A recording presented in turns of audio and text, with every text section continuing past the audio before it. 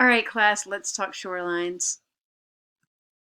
Here is the hydrologic cycle. We've been all around this cycle this semester, and we are ending the semester talking about the end of the road for most of the water, and that is our ocean basins. I say end of the road, but no, see that other swoop? That water is going to evaporate and end up back at the top of our mountains and then continue around the hydrologic cycle again. So not really the end of the road, but the ocean basins, they cover 71% of the Earth's surface, and so they're very important to the hydrologic cycle, especially that evaporation part. And we are just going to touch on shoreline processes right now. We're going to really focus just at the beaches, that interface between the terrigenous land and the marine environment, the shorelines. If you want to learn more about oceanography in our ocean basins, that 71% of the world, take an oceanography class. Geology 1105 is the intro course for that. Okay, here in this block diagram, there's a river coming into the ocean. When that river comes into the ocean, the velocity of that moving water goes about to zero. So it loses its capacity and competency to carry those grains any further. So the sediment drops out in what we call a delta. So the mouth of a river, when it reaches the sea, is a delta. Those delta sediments can be reworked into these beaches, sandy beaches. There also is an interaction between the submarine groundwater and the ocean basins, so fresh water coming into the ocean basins as well as fresh water coming in from our rivers.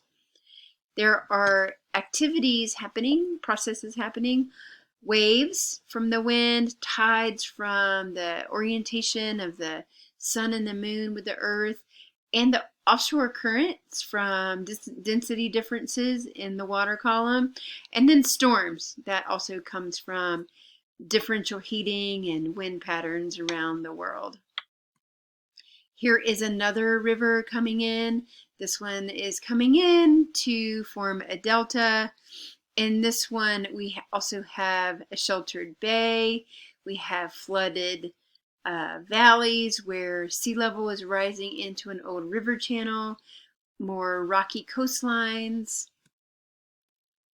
All right, so different beaches have different processes going along. This is the Dominican Republic, the north coast of the Dominican Republic, and on this beach there's beach sand and palm trees. So this is a passive margin right here along this part of the coastline. There are sandy beaches that are mostly quartz, derived from weathering of bedrock around the Dominican Republic. There are waves coming in driven by the wind. Here is a shoreline in the coast of Turkey, and this is a gravel beach. What that tells us is that there are mountains closer to the beach. So look in the background here, there's a cliff. So the source of the sediment that is forming this beach is closer by to the beach than, say, the beach in the Dominican Republic. Here is a beach. The ocean's kind of hard to see, but it's right here. And there's karst topography. The bedrock of this part of Ireland is limestone. And so it's going to weather in this funky pattern and go right up to the beach. Here is a coastline in France, Brittany, and this is a rock type granite, and these granites are forming right or have formed in the past and now are exposed right at the coastline. This is a Normandy in France, so very different rock type here. These are chalks, little tiny coccoliths, little organisms that have formed into limestone, and those limestone cliffs are exposed as sea level dropped here in the past. Sea level was up over, way higher than these cliffs, and those sediments formed, and now sea level has dropped down, and we have an exposure of those ocean basin limestones, those coccoliths.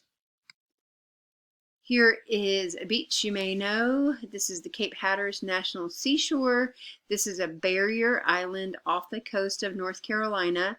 These are also quartz sand beaches. The sand was derived from the Appalachian Mountains and went down our river channels and slowly made it to our coastlines.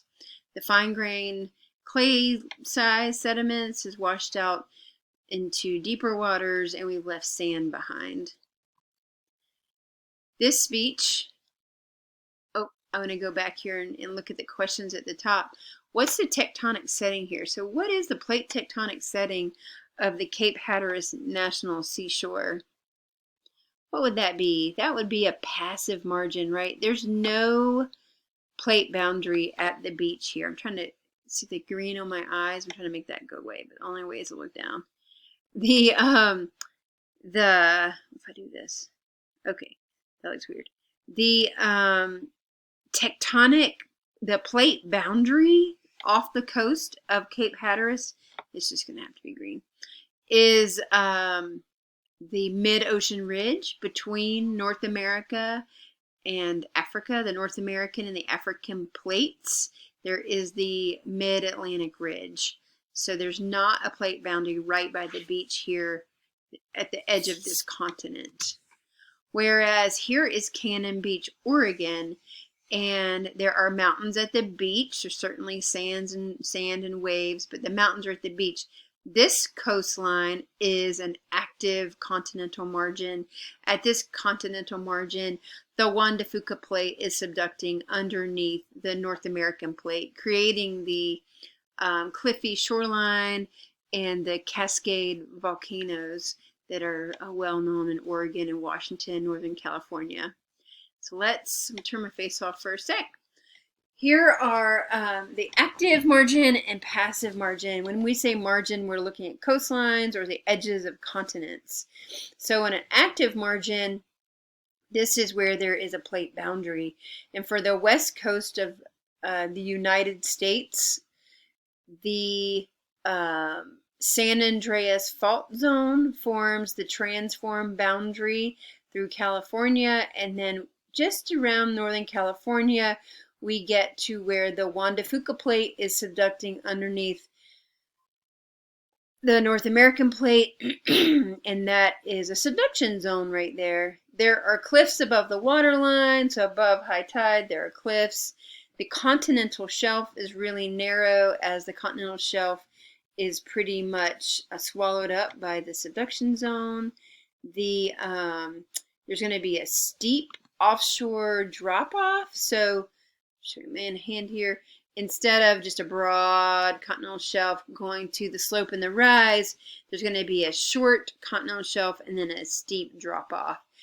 Because of the tectonic nature of that boundary, there's also potential for earthquakes, which leads to landslides. There's cliff erosion, not totally associated with earthquakes, just the motion of waves coming up and eating out the toe of a cliff. Over time, those cliffs can become quite unstable. There may be volcanoes near the coastline, and because of the instability and the moving of the crust, there would be the potential for tsunamis. Mostly for the west coast of North America and the United States, there aren't too many hurricanes. If we go to passive margin, it's different. So this is not at an active boundary. I'm going to move my face over the cliffs. There's the cliffs. Now they're gone. So here I've shown it again. This is the Outer Banks of North Carolina. These are barrier islands. And this is the Pamlico and the Albemarle Sound. The Pamlico and the Albemarle River come in to form this giant sound out here between mainland North Carolina and the Outer Banks. These blue dots out here on the mainland are called the Carolina Bays. There are pretty much our only natural lakes in North Carolina, not man-made. Okay, so this is not at an active plate boundary. We are going to find, if we go out there, a very broad, miles wide continental shelf. The beach is broad. There can be, and often are, sandy offshore islands. That's these barrier islands. Because of the low relief out here on the passive continental margin, the land area is going to be more sensitive to sea level rise. So imagine if there's a cliff and you have a little bit of rise, so what? But if you have a little bit of rise on a beach that already is at sea level or maybe 3 or 4 feet above sea level, it can be very significant to have any little bit of sea level rise. Estuarine pollution. Because of all the islandy nature of the East Coast, the back area between the island and the mainland is called the estuary. And the estuary has a mix of salt and fresh water. So there's a real unique set of species that live here. We talked about these tidal marshes when we talked about wetlands before in the semester. So they are also very susceptible to pollution. So pollution happens in these estuaries. Some of that is from agricultural runoff, maybe from urban runoff, but they are susceptible to trapping and keeping pollution, which is not so good. And then again, at least for the East Coast, we have the threat often this time in the fall, hurricanes. All right, the beach. Turn my face off again. That's the gently sloping surface washed over by waves and covered by sediment. It's also called, we call it the beach. We call it the shore face. We call it the beach face. And where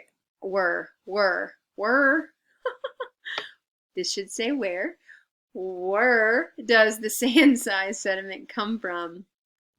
It can be produced locally by wave erosion. What does that mean? It means like if there's a cliffy shoreline, you can get sand by the waves eating away at the coastline and producing sand-sized grains.